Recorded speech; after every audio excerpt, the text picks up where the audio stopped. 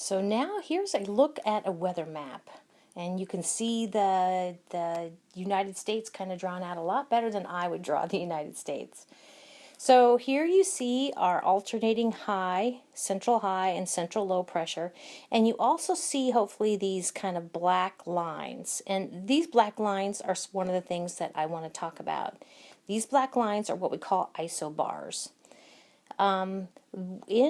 Well, not just in meteorology, but they are contour lines that actually connect locations with the same pressure. All contour lines is connecting locations with the same anything. Actually, these might look familiar in if you're doing elevation. They kind of look like an elevation map. And what elevation maps is, they use contour lines also, but those contour lines connect equal elevation. These contour lines connect equal pressure. And you know what pressure it is if you find the number. So for instance, I'm going to pick on these up here. You see around the high, I have this contour line says 1036. That's 1036, and that would be in millibars, MB for millibars. Here we have 1032, 1028, 1024.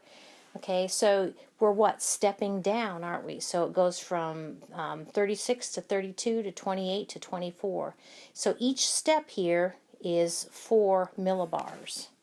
Okay, so that makes sense. We're stepping down a central high pressure. Let's look at the low here now. Okay, so the low, I hope you can see it. The bullseye. The lows look more like bullseyes usually, and the highs look a little more blobby. So the low has 996, and then it goes 1000, 1004, 1008, 1012, 1016. And again, we have the difference between these isobars, these lines connecting locations with the same pressure, is 4 millibars each. Okay, does that make sense? And it's also consistent, we're stepping up. So we have a central low, and we're stepping up in pressure. Pressure is such an important part of weather and meteorology. Okay, what else did I want to say? Yeah, so they kind of, especially the lows, have kind of this nice tight bullseye appearance. Okay, the highs usually are a little more blobby.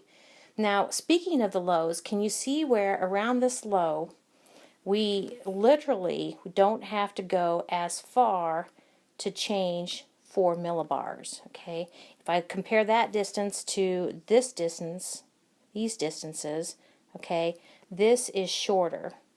We actually call this a tighter, it's a tighter pressure gradient. Now, we looked at the word gradient before, pressure gradient.